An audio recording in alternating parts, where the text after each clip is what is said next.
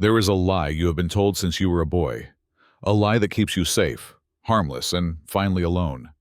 You were taught that communication means clarity, that if you speak honestly, explain your feelings, and put everything on the table, she will respect you. Now watch what happens when a man actually does this.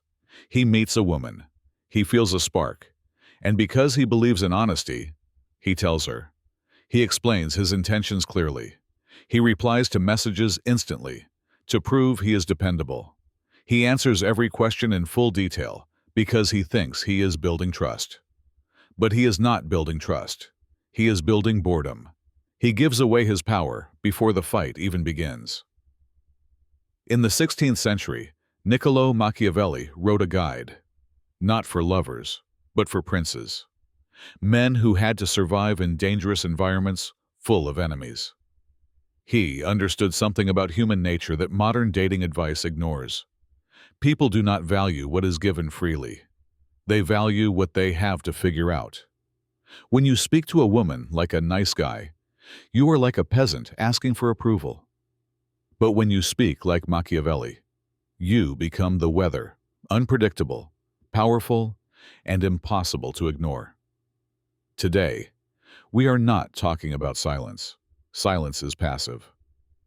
We are talking about rhetoric, the art of using words as tools of influence.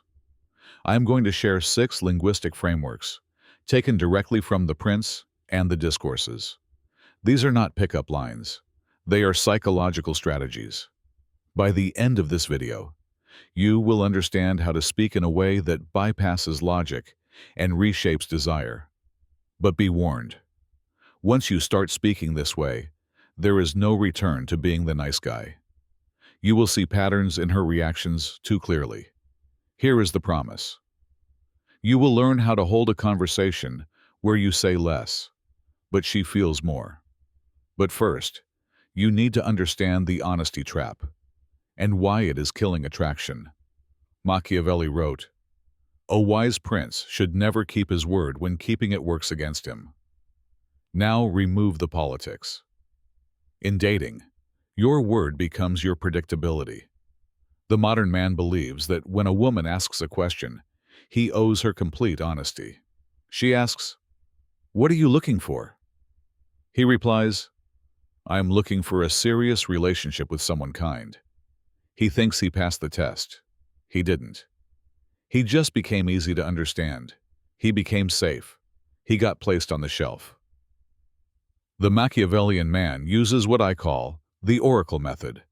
He understands that the female mind is built to interpret. It wants a puzzle. The moment you give a clear, direct answer, that engine shuts down. You remove the pleasure of curiosity.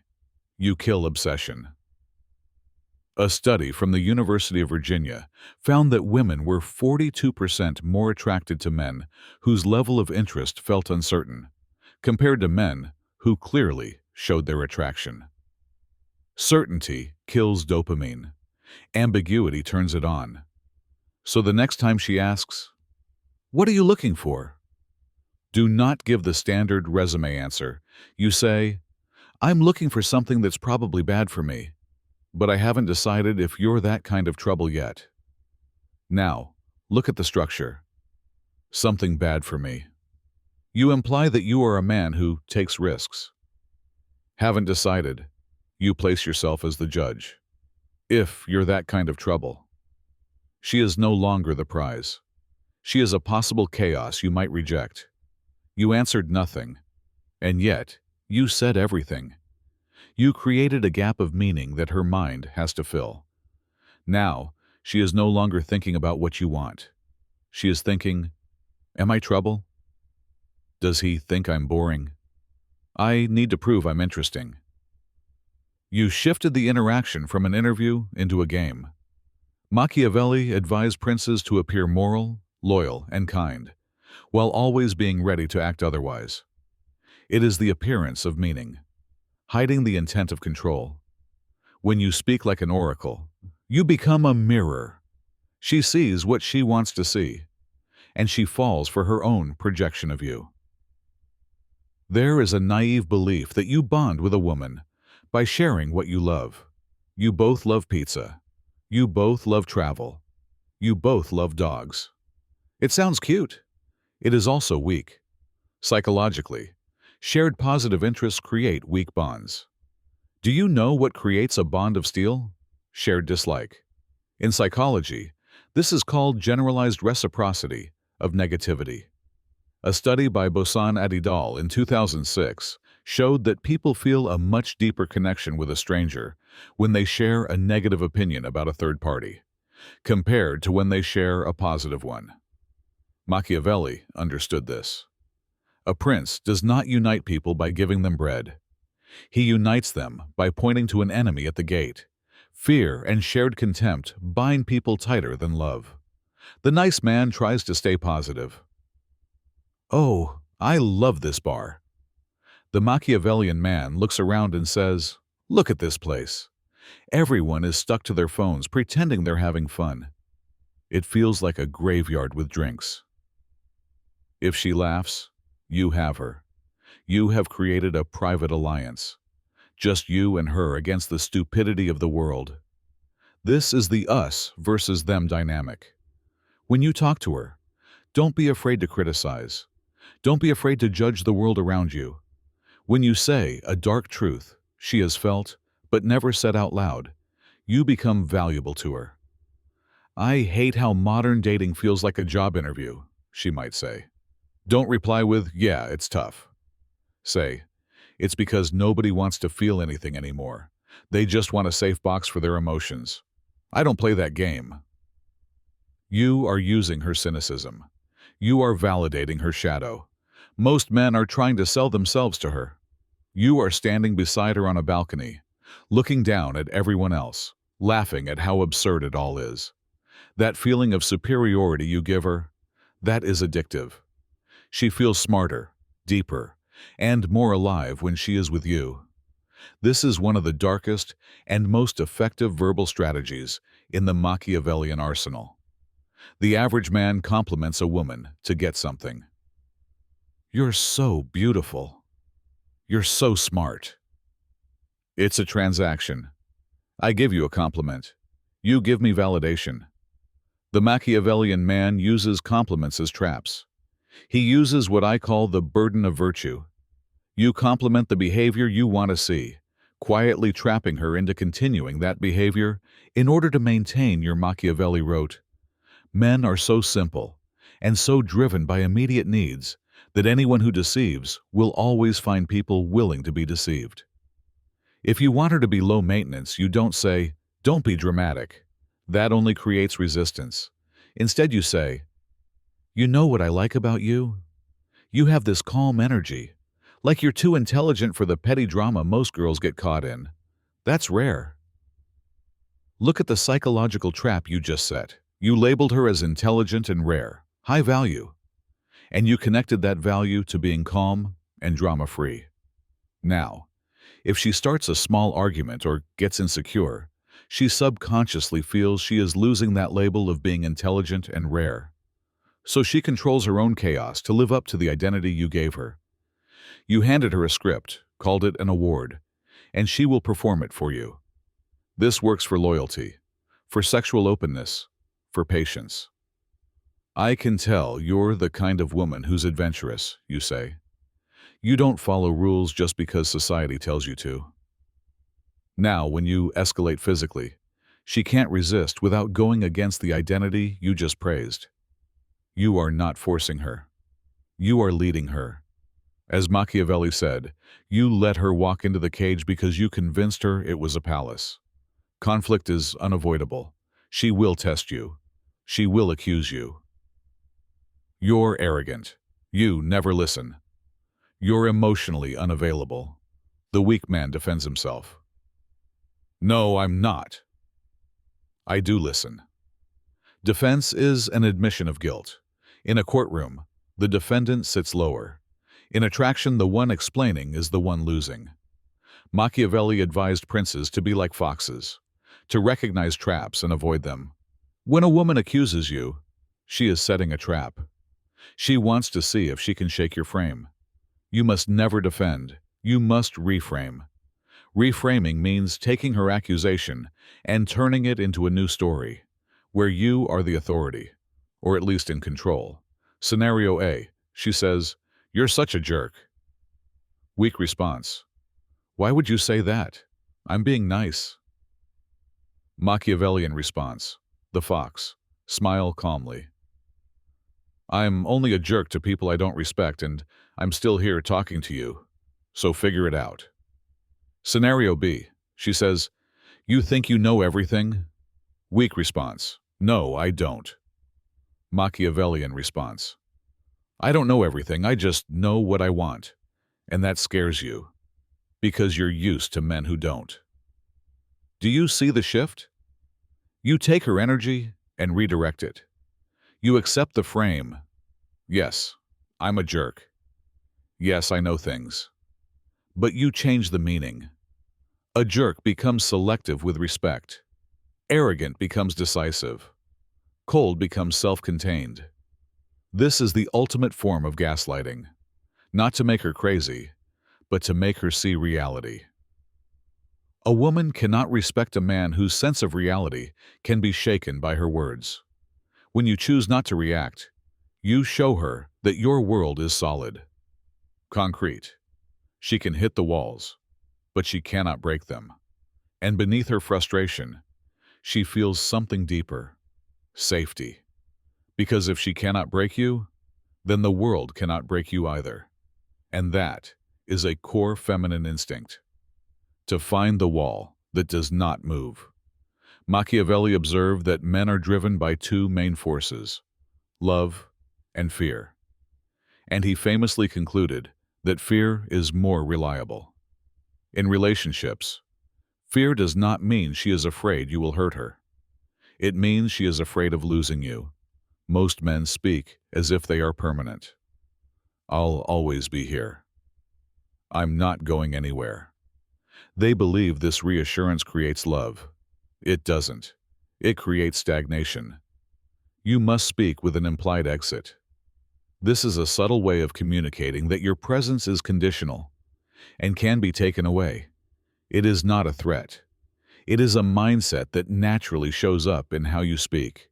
Instead of saying, "I want to see you again," which shows you are already sold, say, "I'm enjoying this right now. Let's see how the rest of the night goes." Right now. Let's see. These words create a spike of tension and excitement. You place her on evaluation. You become the prize that has not yet been earned. When you are on a date and things are going well, you should be the one to end it first. "This was great, but I have an early morning. I need to run." You leave while the energy is still high. You leave an open loop, an unfinished moment in her mind. If you stay until the conversation fades, you become ordinary.